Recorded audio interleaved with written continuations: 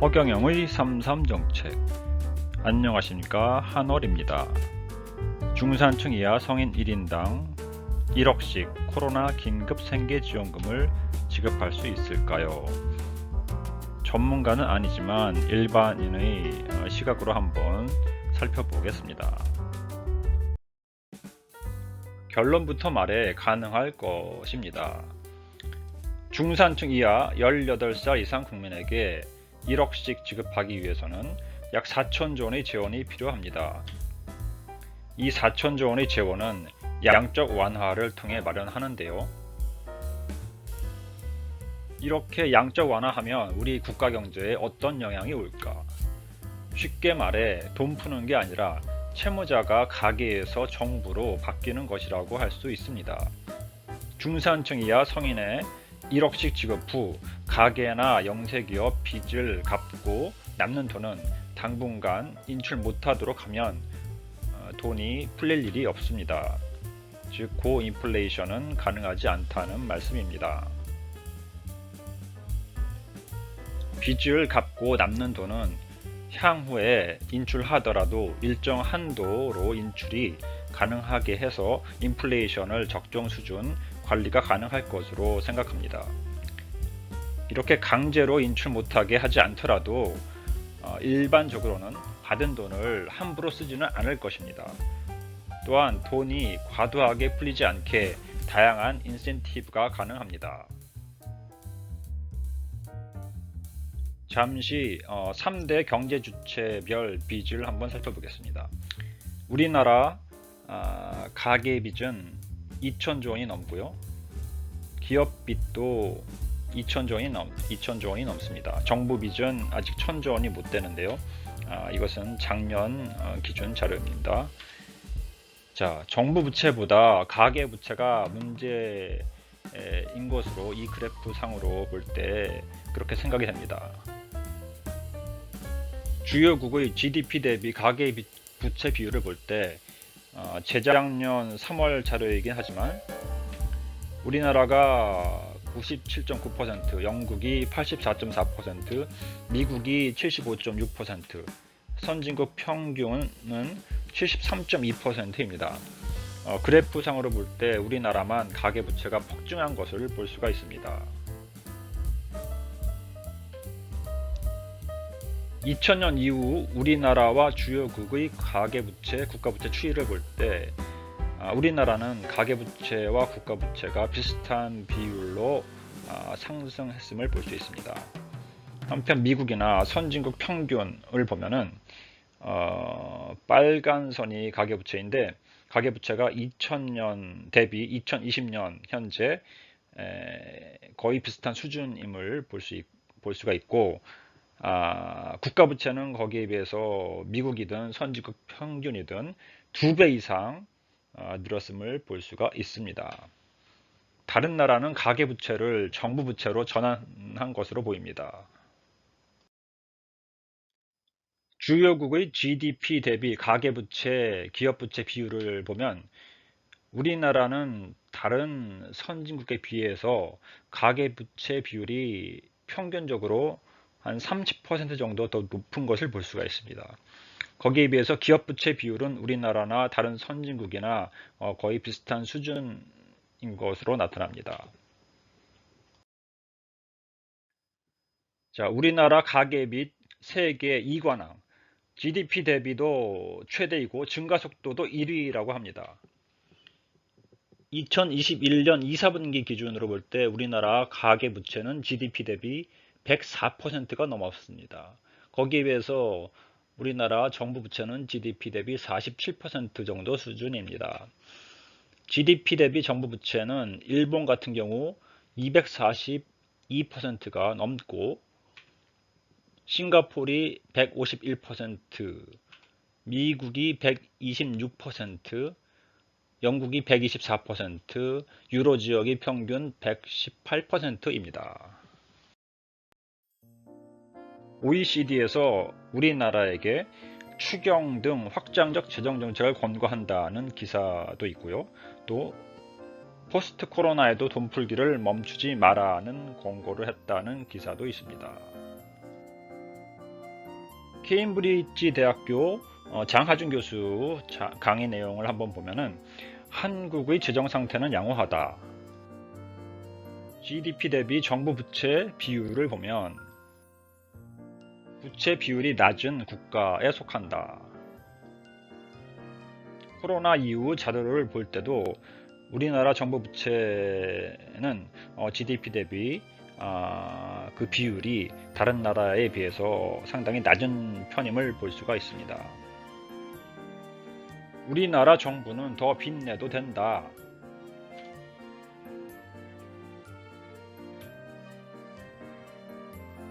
강의 중 국가가 빚을 안 지니까 개인의 빚이 늘어났나 는 질문도 나왔습니다.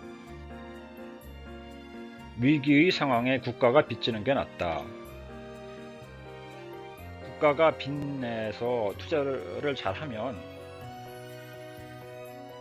사회에 더 좋은 결과를 만들어낼 수도 있다. 이런 내용입니다. KBS 다큐멘터리에 서영수 키움증권 이사가 출연해서 발표한 내용을 보면 실제 한국은 부채 개념으로 본다면 전 세계에서 두 번째 정도로 돈을 많이 풀었다. 다른 선진국은 정부 재정을 이용해서 돈을 풀었는데 우리나라의 경우 돈을 정부 재정이 아니라 가계부채를 통해서 풀었다. 이런 설명입니다.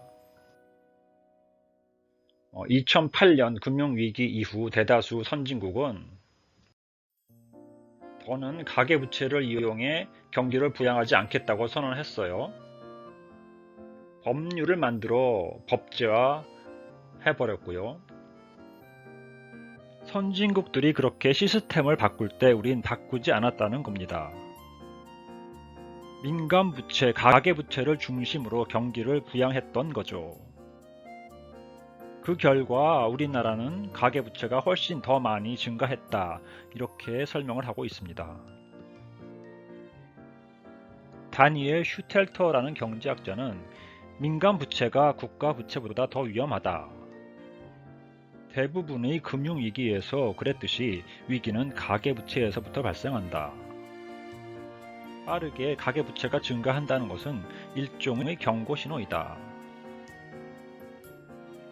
급속도로 증가하는 가계부채 다음에는 대부분 금융위기가 뒤따른다 라고 말을 하고 있습니다.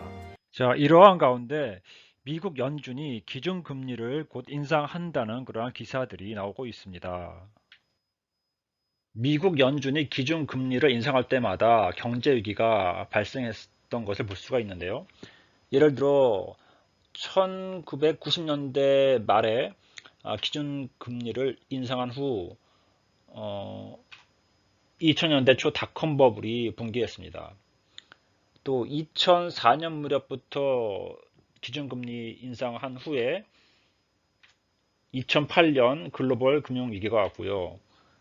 또 2016년경부터 기준금리를 인상한 후에 2020년경 경제위기가 올 것이라는 그런 전문가 예측이 많았었는데 기이한 일이지만은 경제위기 대신에 코로나19 사태가 터졌습니다. 2023년 역사상 최악의 버블이 붕괴한다. 한상원 소장이 어느 TV 프로에 출연해 설명을 하고 있는데요. 버블을 일으키는 세 가지 요소는 우선 폭증하는 수요, 그리고 원자재 슈퍼사이클, 그리고 무제한적 양적 완화라고 합니다. 금리 인상 속도가 가팔라지면 중국이나 신흥국의 치명타이다. 버블 붕괴의 시발점은 폭등한 부동산이나 주식이다. 폭등한 집값이 폭락하면서 경제위기가 시작될 수 있다. 이렇게 설명을 하고 있습니다. 한편 빌 게이츠는 코로나에 이어 또 다른 팬데믹이 거의 확실하다. 월드 이코노믹 포럼에서 최근 밝혔다고 하는데요. 이렇게 팬데믹이 또 올지 아니면 금융위기가 올지 아니면 팬데믹과 금융위기가 함께 올지 지금은 정말 불확실한 상황이라고 할 수가 있겠습니다. 정부 부채를 다시 한번 살펴보면은 정부 부채가 GDP 대비 일본은 257% 정도이고요. 그리스, 이탈리아, 미국은 각각 207%, 159%, 133%, 그리고 싱가포르, 캐나다 등도 138%, 110% 등인데, 이 자료는 월드 이코노믹 아웃룩 리포트 자료라서 약간 다른 자료랑 뭐 차이가 있을 수는 있습니다. 기축통화가 아닌 국가도 정부 부채가 GDP 대비 100%를 훌쩍 넘는 경우가 많습니다. 한편 우리나라 외환 보유액 추이를 보면은 점점 증가하고 있는데 2021년 현재 우리나라 외환 보유액은 4,500억 달러가 넘고 있습니다. 2021년 11월 말 현재를 보면은 우리나라 외환 보유액은 4,600억 달러가 넘고 이것은 전 세계 9위 수준이라고 합니다. 연합뉴스 기사를 보면은 우리나라 외채 건전성이 양호하다는 기사가 있는데 2021년 현재 대외 채권이 우리나라가 1조 600억 달러가 좀 넘고 대외 채무는 6천억 달러가 좀 넘습니다. 대외 채권에서 대외 채무를 뺀 순대외 채권은 2021년 현재 4,490억 달러 정도가 됩니다. 자, 앞으로 금리 인상 가능성이 상당히 높고 과거 급격히 금리를 인상한 전력이 있는 미국이 이번에 어떻게 할지 불안한 상황입니다. 그렇게 되면 변동금리, 고금리 대출을 받은 가계나 기업의 타격이 크고 이러한 약한 고리가 붕괴되면 도미노 현상으로 문제가 커질 수 있다고 생각합니다. 따라서 서민이나 영세기업 부채를 정부가 하루속히 떠맡아야 한다고 생각합니다. 4천조 원을 양적 완화할 경우 연도별로 GDP 대비 우리 정부 부채 비율을 한번 시뮬레이션 해봤습니다. 4천조 원을 한꺼번에 양적 완화하는 것이 아니라 각 개인 은행 계좌로 1억씩 지급하더라도 정부에서는 해당 금액에 대한 보증만을 선 후 실제 계좌에서 인출되는 금액에 한해서만 순차적으로 양적 완화를 한다면 올해 같은 경우 2천조 원을 양적 완화하고 정부 부채는 그 결과 3천조 원 정도로 늘어나고 우리나라 GDP는 또 약간 증가해서 2,200조 원이 되고 정부 부채가 GDP 대비 136% 정도가 됩니다. 내년 같은 경우는 GDP 대비 정부 부채 비율이 152% 정도, 그리고 2026년경에 GDP 대비 정부 부채 비율이 170% 정도까지 오른 후 점차 감소하는 것으로 한번 시뮬레이션을 해봤습니다. 자, 주요국 국가 신용 등급을 한번 보면은 싱가포르는 뭐 최고 등급이고 캐나다도 그 바로 아래 등급이고 우리나라는 캐나다보다 한 2단계 정도 낮은 등급인데요. 정부 부채가 GDP 대비 138%인 싱가포르나 110%인 캐나다도 정부 부채가 GDP 대비 50%에 못 미치는 우리나라보다 국가 신용 등급이 몇 단계 더 높습니다. 신용 등급은 정부 부채 비율로만 결정하는 것이 아니라 전반적 국가 경쟁력으로 결정한다고 볼 수가 있겠습니다. 또 다른 자료도 한번 보면은 이것은 건국대학교 최백은 교수님 유튜브에서 빌려온 자료인데 97년도 외환위기 당시 우리나라 정부 부채는 GDP 대비 11% 정도였습니다. 그리고 최근에는 2022년 현재 우리 정부 부채가 GDP 대비 50%에 가깝지만 국가 신용 등급은 역대 최고 수준입니다. 자, 중산층 이하 성인에게 1억씩 지급하면 예상되는 결과는 다소 인플레이션이 발생하고 환율이 좀 인상돼도 악성 채무를 해소하면 전체적으로 별 피해가 없을 것으로 보입니다.